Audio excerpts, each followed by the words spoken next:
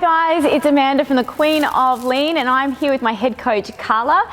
Today we're going to be taking you through the correct technique for a glute bridge and also the progression to a loaded glute bridge. So we all know that everyone loves building shape in the right places, particularly glutes, but this is something that's also important for making sure that the right muscles are activating, that your squats are really strong, that you're protecting your lower back, and also for performance and running and all of those awesome things. So what we're going to do is start off with your easier progression.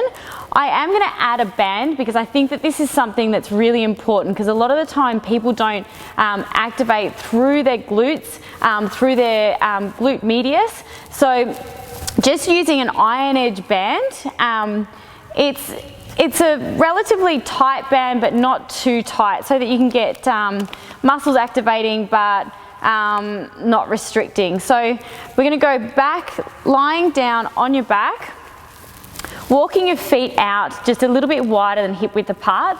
Something that I like to do is to get my clients to lift their toes up. I find that that helps you to target the glute muscles and get them firing. So then the next thing that we're going to do is go palms face up, so it's an open chain position. You're going to draw your belly button down towards the floor. So this is very similar to like a Pilates type activation, or if you've done any type of core activation, it's exactly the same. So drawing your belly button down towards the floor, and then think about squeezing your bum cheeks. I like to use the analogy, if you had a 20-cent piece sitting on the ground, that you're going to lift that with your bum cheeks and go hips straight up into the air.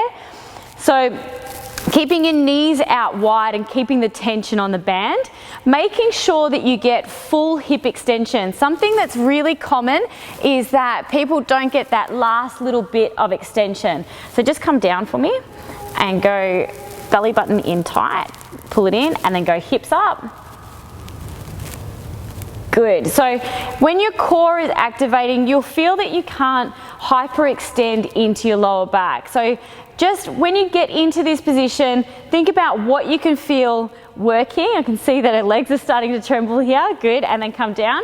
So make sure that you've got your glutes firing. Something that you can do, which might look a little bit weird in the gym, is you can actually punch your glutes to make sure that they are firing. So let's do that. Draw in, good, and then give them a little bit of a punch, good, and then coming down.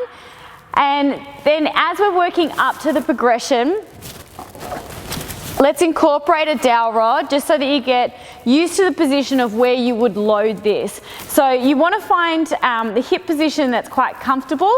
So exactly the same movement pattern, coming up, full extension, good. You're gripping the bar hard, pulling the bar apart and keeping that tightness through your body. Perfect. So then once we have worked through this, she's holding good form, we're going to progress that to a loaded glute bridge. So rolling in.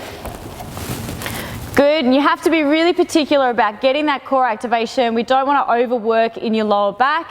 You're going to draw your belly button down. Good. Go big hips off the ground. Good. Knees out hard.